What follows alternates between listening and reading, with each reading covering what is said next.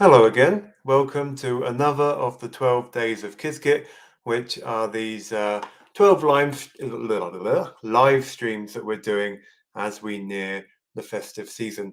This is day 6, and it's the second of the live streams that I'm doing on playing with quantum error creation. Don't worry if you didn't join us for the first one. I'll give you a bit of a rundown about what happened, although it's also there through the magic of the internet.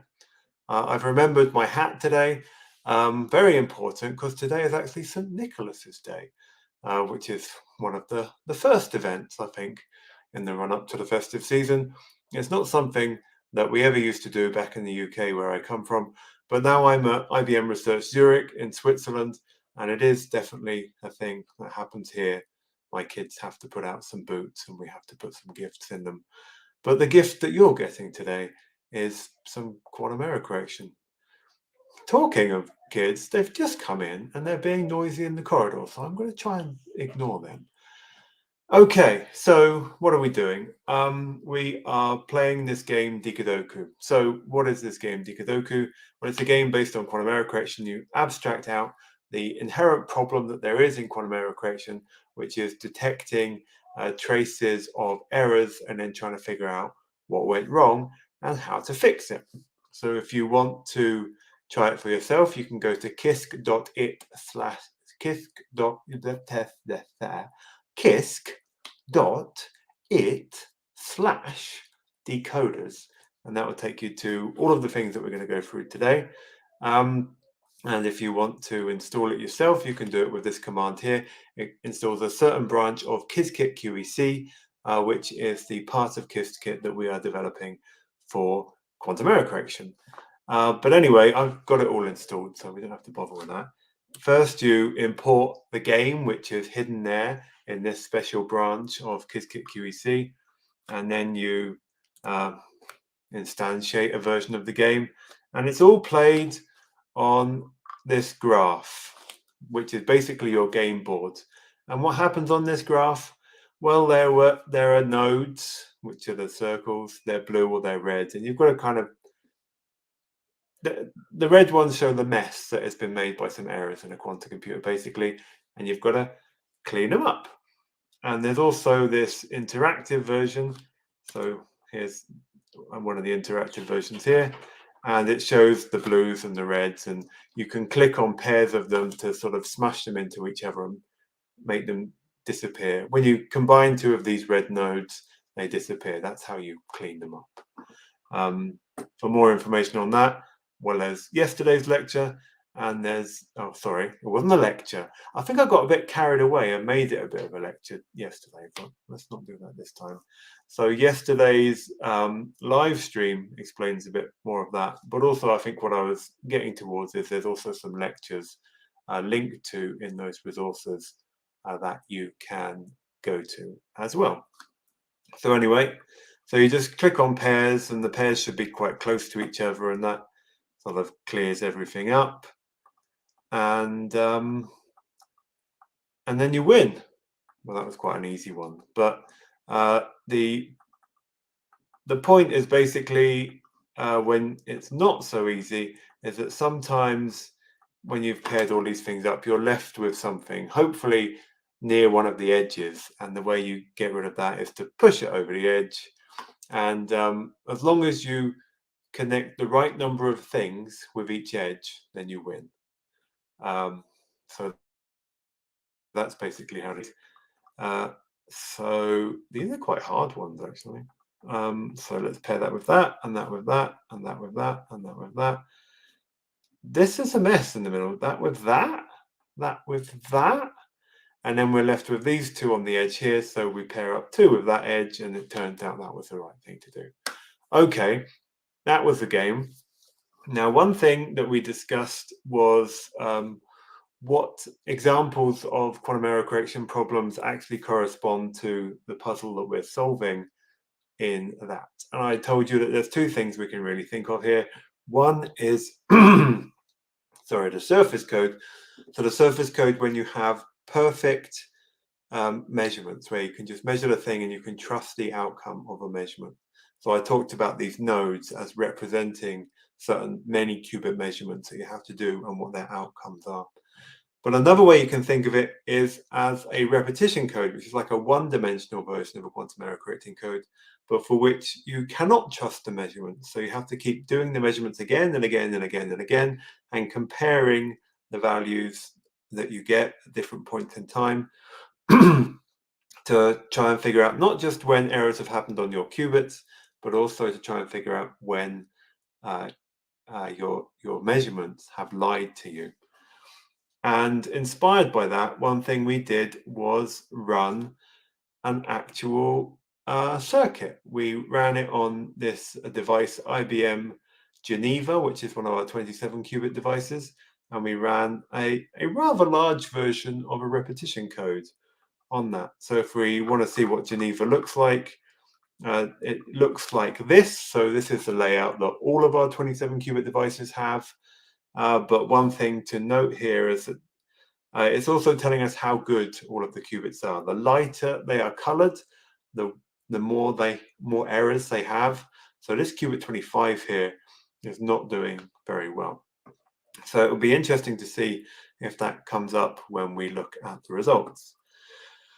So we ran it, and it didn't finish during the live stream yesterday because we ran it right at the end of the live stream, but it did finish immediately afterwards. So this line is something that I wrote on the train on the way home to extract the information, and so now that's all local, and I don't have to do that again.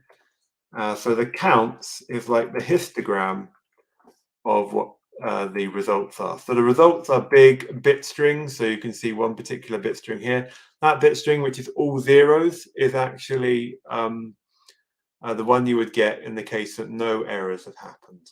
And we see that that occurred on 4 of the shots. Maybe we can zoom in a little bit more here. And this bit string, which has a 1 here, which is one particular trace of an error that happened one time, and so on and so forth.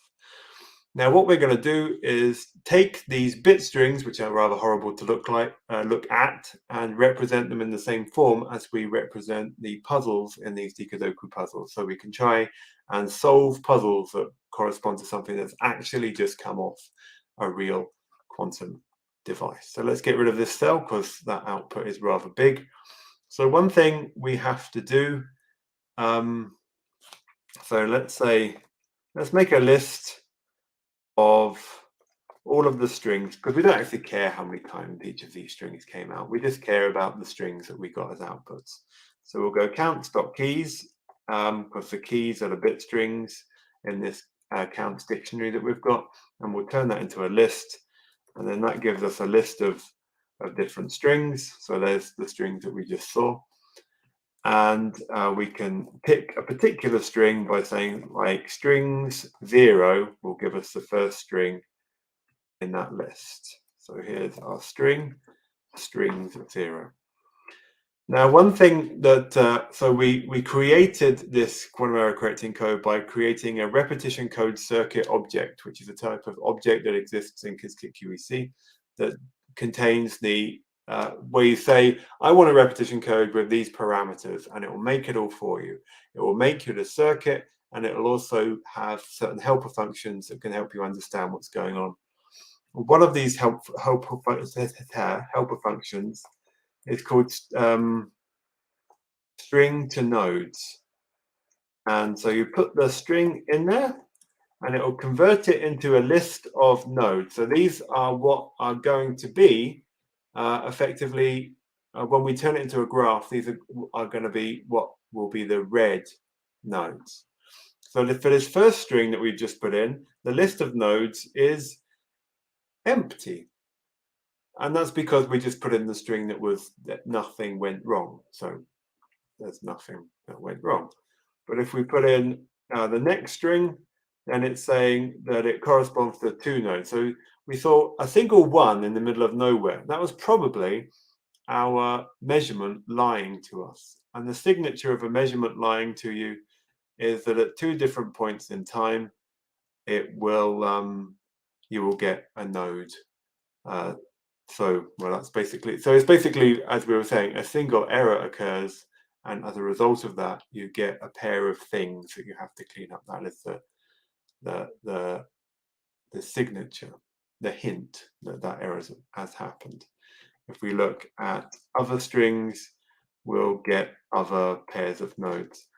But let's not go into this in too much detail, because I'll start lecturing again. What we really want to do is turn this into a pretty picture. So the pretty pictures are like this. The blue nodes show you all of the places where you could get a hint, but in this case you haven't. And the red nodes show you all the places where you've got this hint that an error has occurred.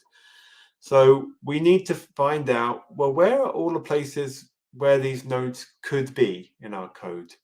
And the way we do that is we say from Qiskit QEC, oh, that wasn't Qiskit QEC, from Qiskit QEC dot decoders import decoding graph. And then we're going to make, I'm going to copy and paste a bunch of stuff later. So to be consistent with my copy pasting, I'm going to call a decoding graph a dec graph. And what we do is we instantiate a decoding graph object for the particular code that we've created. And that's going to take about 40 seconds to run, because it's going to run through all of the possible things that could go wrong in this circuit that we've made, all of the different ways that, all of the different hints that we would get that something has gone wrong, given all of these different ways that something could go wrong. And this is going to give us this map of all of the possible places that we could see a hint. And then we're going to visualize this with a tool called MPL Draw from RetWorkX. Actually, it's called RustWorkX now, but let's not get ahead of ourselves. Should I finish by now? Could you finish, please? Go on, please finish. Come on. Anyway, once that's finished, we'll use this MPL Draw. I finished, good. And then we just have to, I've got into copy and paste mode now, haven't I? Cheating, basically. And we just say MPL draw, please draw the decoding graph that exists within dec graph. So one thing I'll say is that later on in this live stream, I think I'll just be playing a bit of Digadoku and just answer any questions that there are. So I'll keep an eye on the questions in the chat. And if there are questions I think I need to answer now while I'm doing this, then I'll do that. But if there are questions I think that will more suit this sort of relaxed, me sitting, answering questions while playing Digadoku at the end, then I will leave it until the end. Okay, so that's what this decoding graph looks like. It's a mess. Why is it a mess? Well, RetWorkX doesn't know what it's doing. It doesn't know what we've given it. It's doing the best it can, but it's just coming up with a random way of doing it.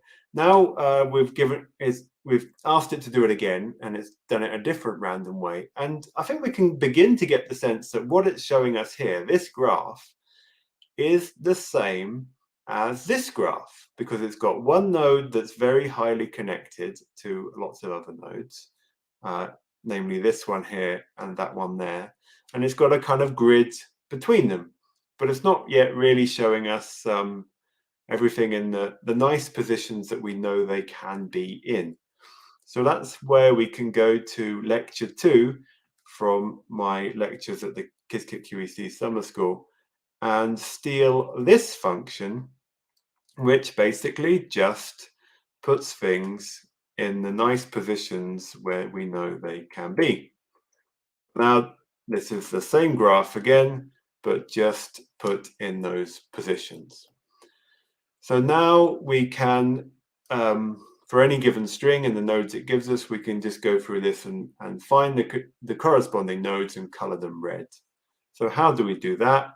Again, We do it by cheating. No, I mean by copy and pasting something that we know that works. So this is highlight is a function called highlight, which takes a given set of nodes, which we call error nodes, and then highlights them. So let's create that function. And then we have to, I'll also copy that line. I'm getting rid of the with labels because it just puts numbers on things and it's kind of boring.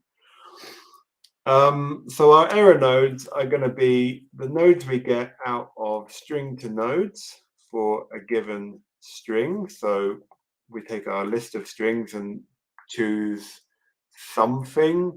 It's the 6th of December, so let's go for 6. And then we just feed that into this. I think we might have everything we need here. And so we just press that. And there you go. It's giving us an example of the, so this is not, what is it? So here in the Digadoku examples, we're doing it on this sort of abstract graph that represents an abstract decoding problem, which we can argue is kind of like in the repetition code or in the surface code. But in this case, we are actually running a surface code on an actual quantum computer, this one called IBM Geneva. It's a complete coincidence that I chose IBM Geneva. It's in Switzerland, and I'm also in Switzerland. But over this side of Switzerland, we kind of joke that Geneva doesn't really seem like Switzerland at all. So it didn't even occur to me to choose it for that reason.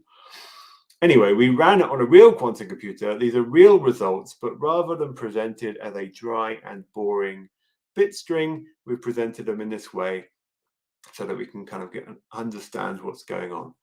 So one thing that you might note as a difference between the abstract version in Digadoku and the real version that we get out of repetition codes is these diagonals. So as you may remember from yesterday, the links on at least the Digadoku, well, when we're thinking about this as a repetition code, the horizontal edges here can be thought of as places where qubits live. And so the nodes can be thought of as a 2-qubit measurement. Actually, it's a measurement of 1 qubit that is being used to facilitate a measurement of its 2 neighbors. So actually, underneath every node, there's also a qubit, but they're just they're just qubits that are helping us out. The qubits on the horizontal edges, they're real qubits. So these nodes are effectively 2-qubit measurements, measuring the 2 qubits either side. And I forget the point that I was making. Oh, yes. And so that's what you see when you see a horizontal line along here. You've got a line of qubits and you're going along making 2-qubit measurements of each pair of neighbors. So then that's what this line is. What's the next line? The next line just represents you doing exactly the same thing again.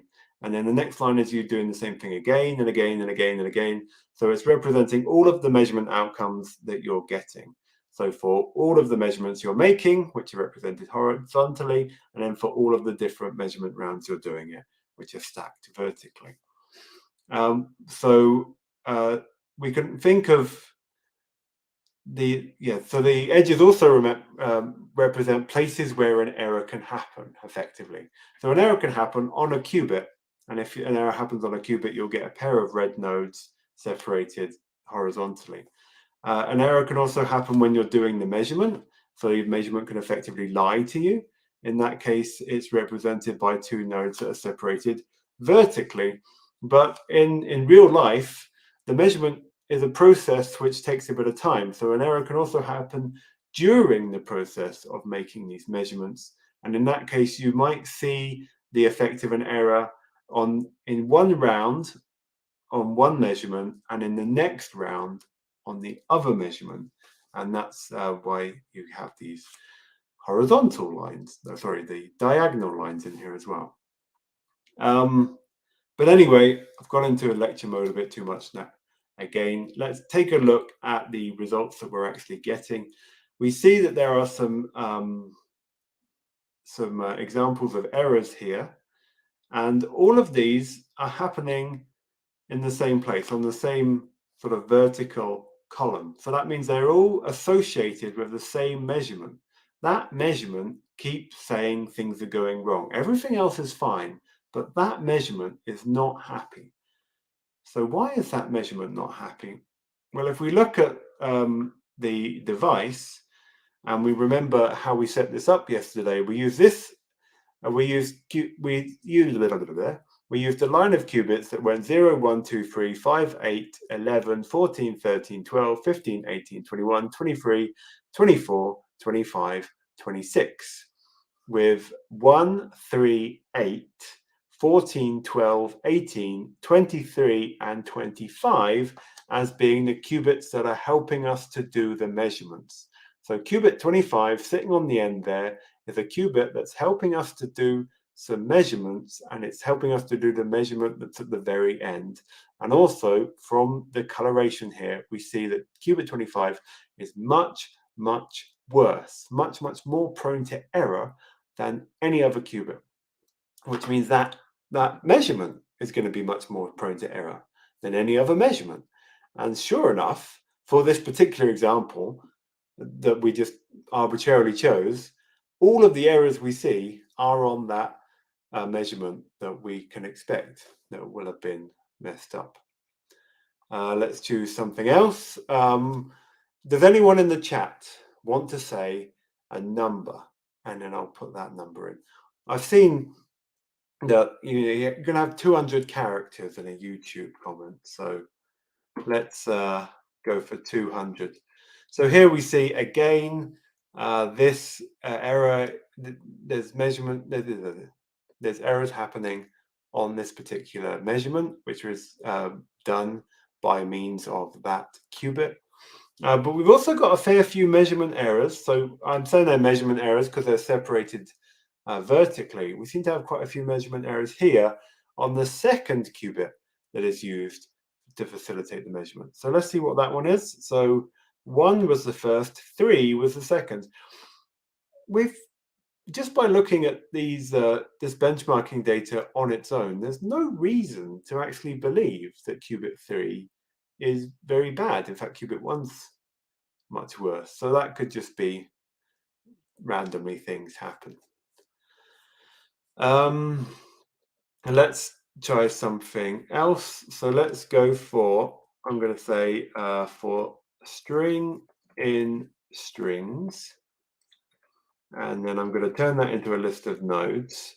So code.string to nodes string. And then I'm going to use len to count how many nodes are in that. And let's say if that is bigger than 15, then break. So what this is going to do is go through this list of strings and find the string that has at least 15 of these red nodes to try and see something that's a bit more full of errors. If string is string. Oh yeah, I've still got strings 200 there, so I just have to put string there. Yeah, so now again we're seeing a lot of vertical separation between these pairs of nodes. So the way we would clean these up are to combine pairs vertically. We're seeing them on, well, there's some on qubit 1, there's some on some other of the qubits. There's of course loads on the qubit that we already know is rubbish. So we're really seeing that measurement errors occur more than any other kind of error here. And that is actually something we expect. If you look at the benchmarking data for IBM quantum systems, measurement errors are the dominant source of errors. Let's go up to 20. So this is the first string with as many as 20. Again, there's still a lot of vertically separated things. But in this case, we also have some well, this could be a pair of measurement errors, a pair of measurement errors, a pair of measurement errors, a pair of measurement errors, a pair of measurement errors. It still could be a lot of measurement errors. But there is at least one thing here that can't be explained as a measurement error. This is probably an error on the very first code qubit. I'll go to 25, and then we'll give it a rest with this.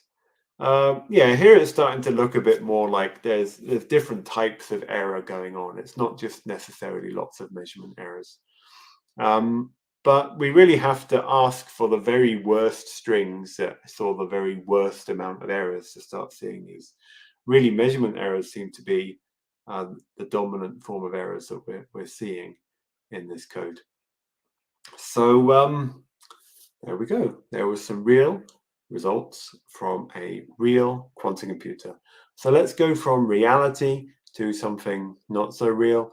I wanted to show you some examples of more exotic forms of decoding problem. So for that, we can just go back to this Digadoku notebook and set up another Digadoku game. And then I have to explain to you what this means. So this represents, let me make this a bit tighter. In fact, oh no, that doesn't work, does it? What this represents, oh, you may wonder why there's something that looks like a gamepad here. There's actually also this is made with a very simple game engine that runs in Jupyter notebooks, and that is also hiding inside this special branch of Qiskit QEC. So you can make games for it that use the gamepad. This game doesn't use the gamepad, it just uses clicking, but that's why it's there in general. So usually when you hear about quantum computing, it's in the context of qubits. So you probably know about what a qubit is. It's a quantum state with, it's a quantum system with two possible states, 0 and 1.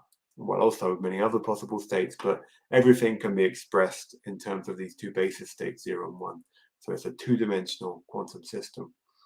But why not a three-dimensional quantum system, or a four-dimensional quantum system, or a five-dimensional quantum system? And a lot of people have looked at these possibilities and how you can do quantum error correction with them, and how you can do logical gates with them, and how you can do all other kinds of things with them. So we can generalize the decoding problem.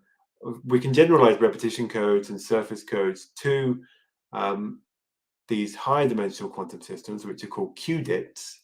And when we do that, then we get a decoding problem that's like in this particular example. And so for the qubits, whenever an error goes wrong, it basically creates a pair of hints. And so the way you can think about decoding is you've got to find out how to clean these hints up by smashing two of them together. They're like they're their own antiparticle, and to annihilate them, you have to put them together. But in qdits, you don't get that. So you get more different types of hints and more complicated ways of combining them. So let's actually turn the errors down in this so we have less of them, and we can get more of the idea of what's going on. Errors still occur. For a single error event will still give you a pair of errors, but now there's not just two possible results that our measurements can give us, either 0 telling us that everything's okay, or 1 telling us that everything's wrong. It can now give us 0 telling us that everything's okay. So actually, here I'm thinking about three-dimensional quantum systems, which are called Qtrips. So these measurements that we can make in a Qtrip version of the surface code can either tell us 0, telling us that everything's okay, or 1, telling us that an error has happened, or 2, also telling us that an error has happened. So there's these two different possible hints that we can get that an error has happened. And when an error happens, it will always cause one of each. It will always cause a 1 and a 2. So the way that we clear these up is we have to add a 1 to a 2, and then, well, they're gone. So here we add a 1 to a 2, we add a 1 to a 2, and here this 1 is on its own, so that has to be added to the boundary. Apparently we've added the right thing to the boundary, so we win. And so on and so forth. Let's see if we get something more non-trivial. So I'll probably have to turn up the errors a bit to get something a bit more exciting. Yeah, so here we've got 1 and a 2 very close to each other, and another 1 and a 2 very close to each other.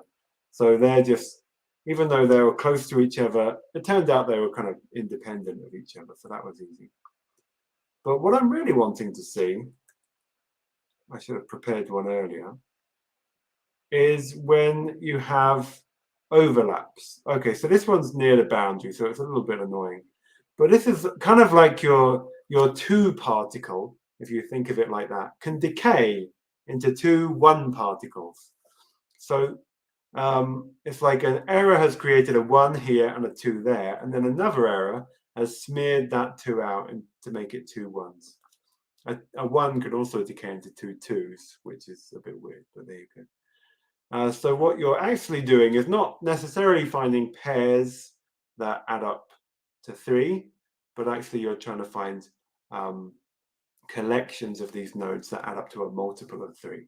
So here we can add these up to 3. We can combine those 2 into a 2, and that with that, and we clear it up. So now we can go to the big version of this problem. And so I turned up the noise there. It didn't seem to do much, did it? Come on, give me something decent. So here I'm just finding 2 and a 1, 2 and a 1, 2 and a 1, 2 and a 1. Quite easy. 2 and a 1, 2 and a 1, 2 and a 1, 2 and a 1, 2 and a 1, and same over here. And now that 1 needs to be added to that boundary, that 2 needs to be added to that boundary, and that 1 too. Did we do the right thing? Yes. So last time we talked a little bit about minimum weight perfect matching, which is a way of finding an optimal pairing of these things. But here you can't do a pairing. Your algorithm needs to be different, because really I'm presenting this as a game while wearing a Father Christmas hat. But really it represents something very serious in quantum computing, which is the decoding problem in quantum error correction. We're constantly getting puzzles like this that we have to solve. We have to make algorithms that can do them very quickly and very successfully. So if we have the simpler case of the qubits, it's just all about pairing things, maybe that's easy. But in this more complicated case where it's not necessarily about pairing, you might have more complicated things going on, then what sort of algorithm can you use for that? So one algorithm could be, well, I'll go back down to 0.1 actually. One algorithm could be you find connected components. So these two are touching each other. That's a connected component. So we're going to find all the connected components, and we're going to ask, can we just smush that connected component together and everything disappears? So here we've got a 1 and a 2. They're connected to each other. They add up to 3. So we know that a single error causes a 1 and a 2. So we can just explain those two things on their own by a single error. Nice and easy. We can clean them up. Nice. Now we have here another connected component, which is a bit bigger. There's 2, 1, 2, 1, 2, 1. Can that be explained on its own? Can we smush that all together and get rid of it?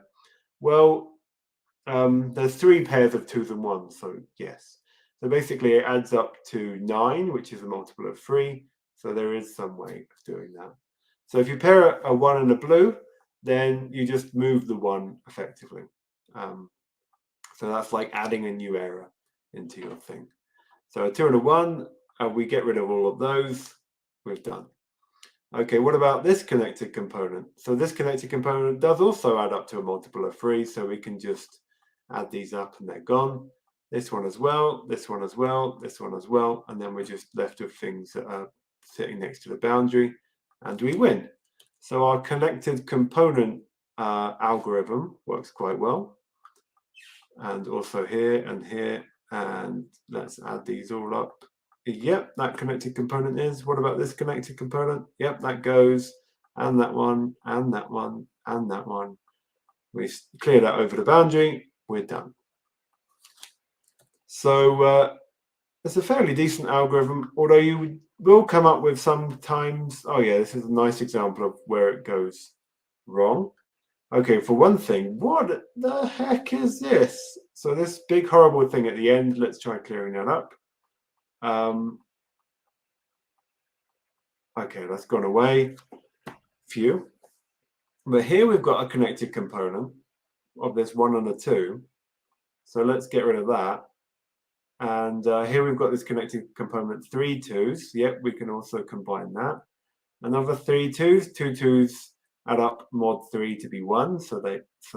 And that adds up there. 2 go away. Also, this whole thing goes away. These are connected to the boundary, so let's just throw them over the boundary. But what are we going to do with the rest of this stuff? Like, this is not connected to anything. So in the case where you run through all of the connected components, got rid of what you can, and there's still something left, then you have to say, okay, we did that based on connecting neighbors, and we're left with something. So what if we connect not just nearest neighbors, but next to nearest neighbors? So this is next to nearest neighbors with that. This is next to nearest neighbors with that. So we take this new longer range connected component and see if that's neutral. And if it can be got rid of, it can. Good. We take this other new longest range, long range connected component. It gives us a 2. We combine that with the boundary. Everything's good. So you do need to increase your range in general when using this sort of thing. However, when you increase the probability that errors are going to occur a bit more, you will get cases like, well, you can see here. No, this is not an example of what I wanted to say. Well, neither is this actually. So here, though, we've got this big, huge connected component, which really goes all the way from one side almost to the other, which is a bit dangerous. So let's just clear up these connected components. We've got a few that are obvious. We've got this big, long one that we can also get rid of. But now we've got this huge thing. So let's just go to truncating that, bringing it down as small as we can. It disappears. Now we can throw these things off that side. It worked. But it only really worked because that whole big, horrible thing did not stretch across the entire grid. In cases where it would, like here, then, well, what do? Well, let's try getting rid of it. I'm going to sort of take all the bits of it and smash them together, and whatever's left is going to meet in the middle.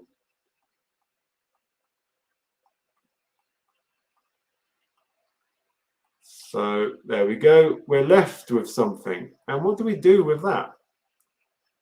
We could, if we had a connected component that was close to one edge, we just throw it off that edge. If it's close to the other edge, we'd throw it off that edge. But this was a connected component that stretched from one side to the other. There's no obvious edge to throw it off. Now we can clear up the rest of this. Okay, that leaves us with something. Oh, maybe that. And now we seem to have broken the game. It doesn't seem to. Oh, there's more. We got it wrong. And this is not a surprise because we didn't really know by this connected component algorithm what we were doing. But if we looked a bit more carefully at what we were doing, we might have been able to figure that out. See, there's a 2 and a 1, then a 2 and a 1. There's 3 1s, and a 2 and a 1, and 3 1s.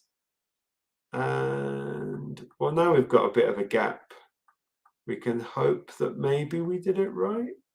So everything that's on that edge goes to that edge. Everything that's on this edge goes to this edge. Let's see what we can do here. And, okay, we got it wrong. But maybe we could have got it right by doing something more sensible. So you get these cases here where I think it might still be fairly correctable at that point, but you've got to have a good algorithm. So ideas about how to have good algorithms are very important in quantum error correction. So if you play this game and you find a good strategy and you can turn that into an algorithm, that might be pretty cool. Anyway, let's go for another variant, and this is a variant based on non-abelian anions. So it really leans into this idea that for these particular kinds of codes, like generalizations of the surface code, these sort of hints that occur when errors happen, we can think of them like particles. So in a normal surface code, when an error happens, it creates this pair of what we call anions, and we have to try and these. If you take two of those and combine them with each other, they'll annihilate. And the algorithm is trying to pair these up and clean them away as best as possible. For the Qdip version that we just looked at, we also have kinds of particles, but are not their own antiparticle. In this Qtrip version, we've got a 2 particle that's the antiparticle of a 1 particle, and a 2 can also decay into a couple of 1s, and a 1 can decay into a couple of 2s. So they're not really particles, but we can kind of think of them in that way.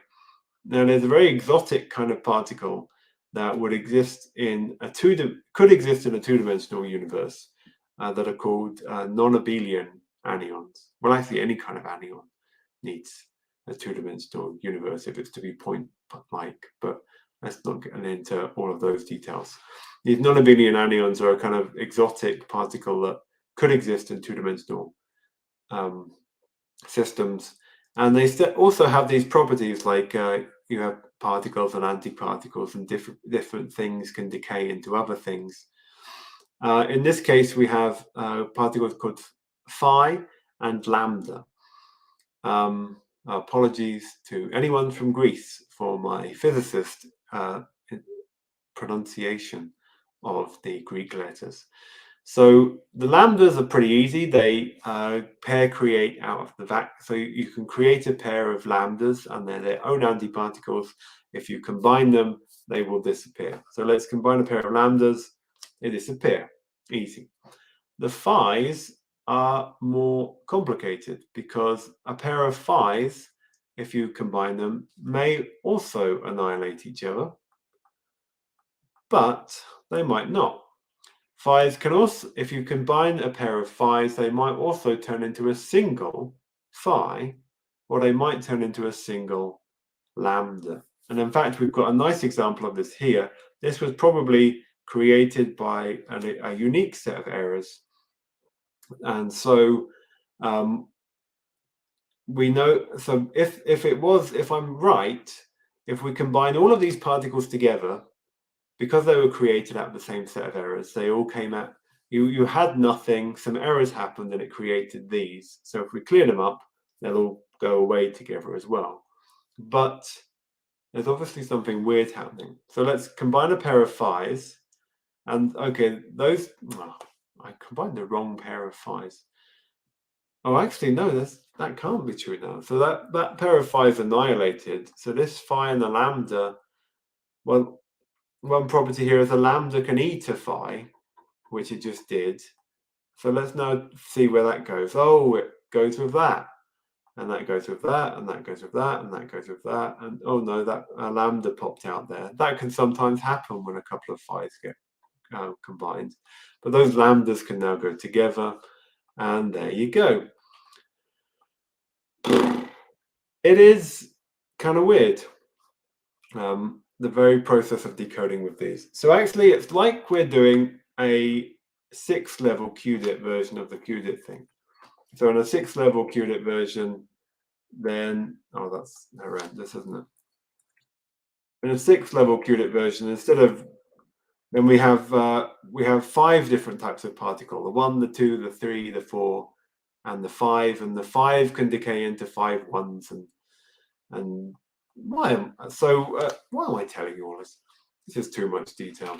So a single error event can create a pair of things that add up to 6, and well, that's the kind of thing we see here: a 1 and a 5, a 4 and a 2, a 3 and a 3, a 3 and a 3, a 3 and a 3. So I think this makes more sense than that weird non-abelian thing. But actually, the way we're simulating the weird non-abelian thing is actually using this very problem of 6-level Qdits. So we're just saying that if we get a 3, we're going to call it a lambda. And if we get anything else, we're going to call it a phi. And that's the way we simulate these things that have non-abelian-like behavior. So it's not so weird and random as it might have appeared, but it is pretty weird and random. So the problem of solving these puzzles for non-abelian anions, or things that have this kind of decoding behavior that we're seeing here, is actually something that people haven't really looked into too much because it's kind of horrible. And so if you come up with a good idea for this, then you might be someone who has one of the best ideas for this that anyone's ever come up with. Unfortunately, it's not a method for doing quantum computing that's really gotten a lot of traction. You need at least 6-level Qdits to do it, and people aren't really looking at Qdits that high. But if we have some really fancy decoding algorithms, it may inspire people to look at this a bit more. In fact, there was a paper on the archive last week looking at this was by Markus Kesselring and others from the Freie Universität Berlin. And they were talking about certain things you can do in topological codes, which are the type of quantum error correction codes that are represented here. And yeah, they had a sort of in their future work, it could also be done for non-abelian anions. So maybe that will inspire more people to look at the fancy kind of things you can do with these, and it will inspire more people to want good decoding algorithms. But until then, we don't have them. So if you're looking for a fun project to do in quantum error correction, I would suggest you check out decoding algorithms, because you can start off just by playing them as a game, like we're doing here. But then you can actually start coding up proper algorithms that might be useful. Anyway, I'm going to sit here playing a few more games. Well, I'll play a few more while I say what I'm doing. And then I'm also going to answer whatever questions pop up in the chat. And someone did ask a while ago, can you tell us what are the different ways we can reduce noise in the output of our algorithm? Now, as an error correction researcher, I would naturally say that the way you should do it is with quantum error correction. Just wait until we can implement it in bigger and fancier versions than the repetition code that we ran today. And we'll do your error correction for you. And it will be great. But error correction is a pretty... Where did that go? Oh, no. I think there's lag on my clicking. It's going completely crazy. Anyway, error correction, it does require a lot of overheads. So one thing we want to look into is also how we can do quantum error correction.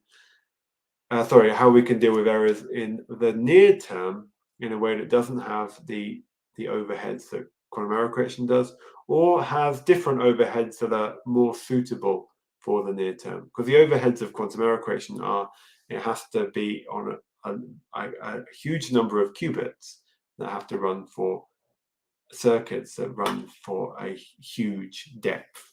And lots of qubits for a very big depth is a big ask. That is hard overheads. Whereas if you could run it on as many qubits as you need for your algorithm and as much depth as you need for your algorithm, but the overhead is that you have to sample a lot, then that is more suitable for the current era, because you might want to run a 100 qubit algorithm that has depth of 100, and we have those resources. And then if you just need to sample a lot, you can sample a lot. Now that is also problematic, because you have to wait for enough time to get all your samples out, and the amount you need to sample probably depends also on your noise. So you'd like your noise to be less, so you have to sample less. But this is basically the idea of probabilistic error cancellation, and some other schemes for error mitigation, which work on modifying the circuit that you want to run, running many different modified versions of the circuit, getting a lot of statistics and using that to mitigate for the errors. And so our 100 by 100 challenge is all about us trying to get to a point where you can run a statistically significant number of samples within a day for 100 qubits with depth of 100. I can't say I'm an expert in probabilistic error cancellation. If someone who is explains the 100 by 100 challenge in a different way than I just explained it, they were probably right, but I think I got it fairly right. Okay, more Digadoku. Boom, boom, boom. I made this as an app several years ago, and I used music in the app. It's by this guy, Kevin McLeod. He runs a website called Incompetech. It's great for free music. Anyway, whenever I play Digadoku, I get the theme tune in my head. I really should have got it for us to use on this stream. So whatever questions, what do you get when you're pairing a one of the blues? So we already covered that when it was timely. But if anyone else has any more questions, then this is the time. What am I going to do with that? Well, I'll say one thing. It looks a bit like a dog or a cat, doesn't it? Maybe its tail is going through the boundary and this is the tip of the tail. But this is, well,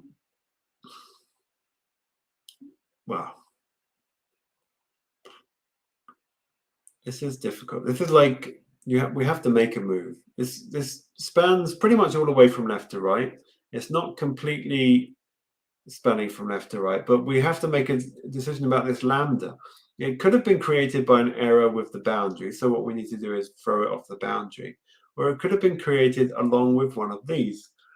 If it was created along with one of these, then that lambda belongs with, needs to, effectively we had a phi that decayed into a lambda and a phi. So if we do something like, so what could have happened is a pair of phi's were created, this one and this one, and then by an error, and then another error caused that lambda to sort of pop out of that phi. And we would know that that was true if we combine these two things and they combine to a lambda. So let's combine these two things, and if they combine to a lambda, we'll see if that was, oh, I did. Okay, let's assume that they go together. Now, similarly, the same thing could have happened up here. So let's combine these two and see if they combine to a lambda. They don't. So I'm going to assume that these two go together. And now that these are going to fairly nicely smush into each other. They did. I'm feeling good. I think I might have done that. I did. The joys of non-abelian.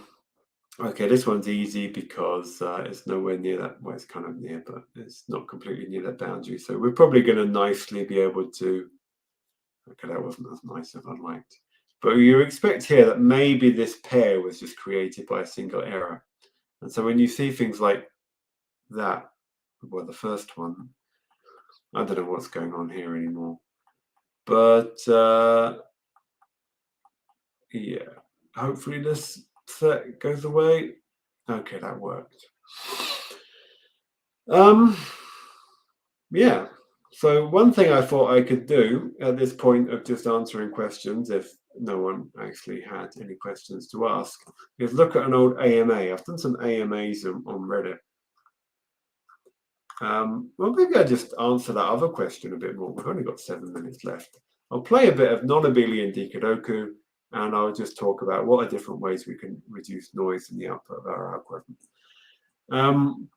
So one thing that we saw earlier was that the main source of noise in the real device was measurement noise. So one thing you might want to do, especially if you've got a fairly short depth circuit, is that you might think, well, I don't actually have to mitigate for all of the gates that happened during the circuit because maybe they were kind of good enough. What you need to do is clean up the measurement results at the end. So one sort of very simple way you could think of doing this is by kind of learning what it is what kind of measurement results this thing gives. So you could say, I'm going to make a circuit that should definitely output all zeros. And you do that circuit and you look at the output it gives. And so it's going to mostly give you all zeros, and sometimes it's going to give you some ones here, and sometimes it's going to give you some ones there. And then you just get this idea, okay, all zeros turns into that particular histogram centered around all zeros. Okay, so what about if I do all ones? And then that'll give you a particular histogram centered around all ones. And what if I do 0, 1, 0, 0, 0, 1, 0, 1, 0, 1? And that's going to give you a certain histogram centered around that.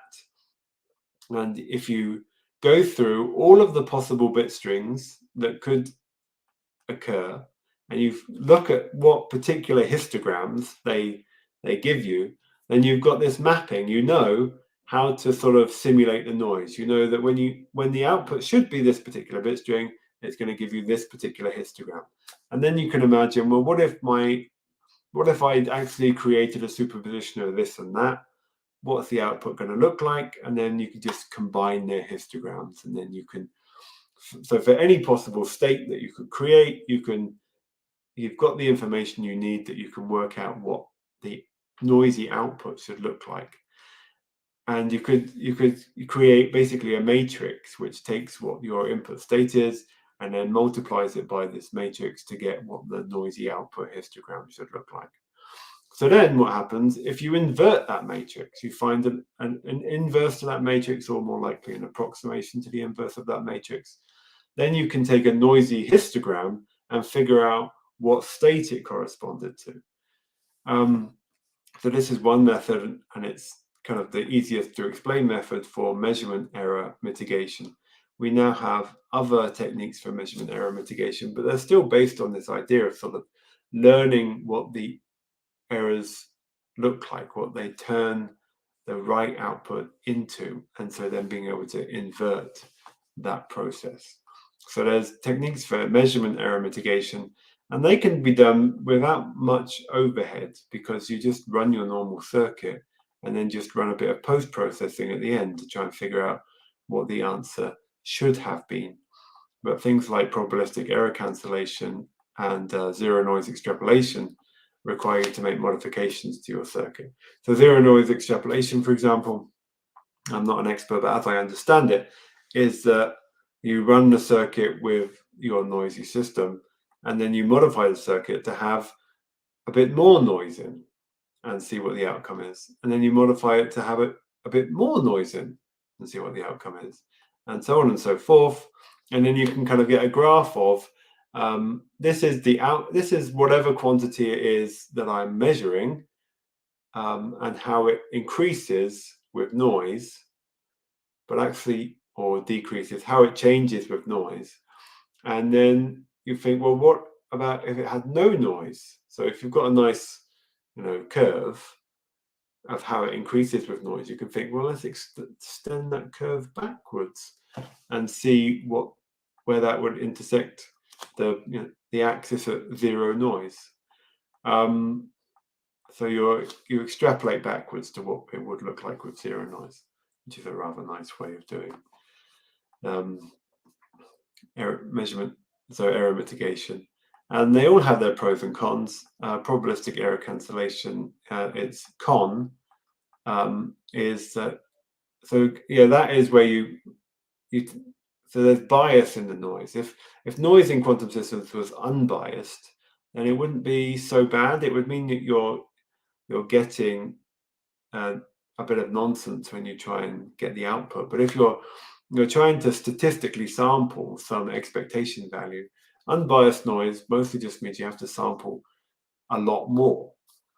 So if we take then biased noise, which would just mess up your result completely, and inject a bit more noise to make it unbiased, then we get to this point where the only thing you need to do is sample enough.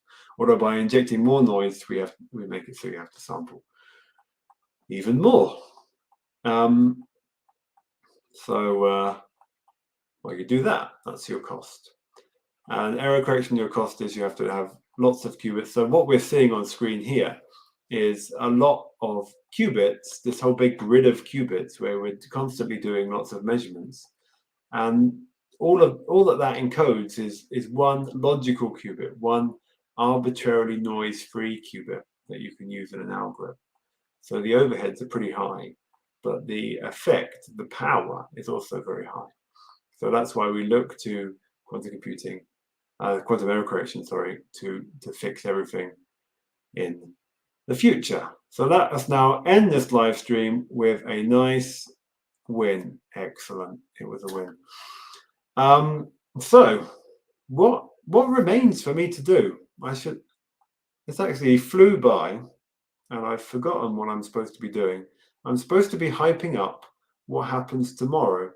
And so I should probably have somewhere, I should have left somewhere on my computer what is happening tomorrow so I can hype it up. But let's just pretend that I do remember, but I'm just being very vague. So make sure to tune in tomorrow to tomorrow's 12 Days of Qiskit stream. It is, of course, day 7, which is an awesome day when you're going to have awesome presenters doing awesome things. I've looked at all of the things that are on these live streams, and I know that they're all awesome, including the one that is tomorrow. So make sure to tune in tomorrow. And while you're remembering to tune in tomorrow, make sure to like this video because it has me and I'm awesome. I can't say that with a straight face. But also subscribe to the Qiskit YouTube channel because it's got plenty of stuff. And they even tell me to tell you to ring the bell. I don't like it when YouTubers tell people to ring the bell. I mean, what I do with a bell is my own business. But, you know, it's the best way to actually see when things are coming out. So I think that's all I have to say. So I hereby declare the stream closed. Have a good day. Have a good St. Nicholas's Day for all who do anything for that.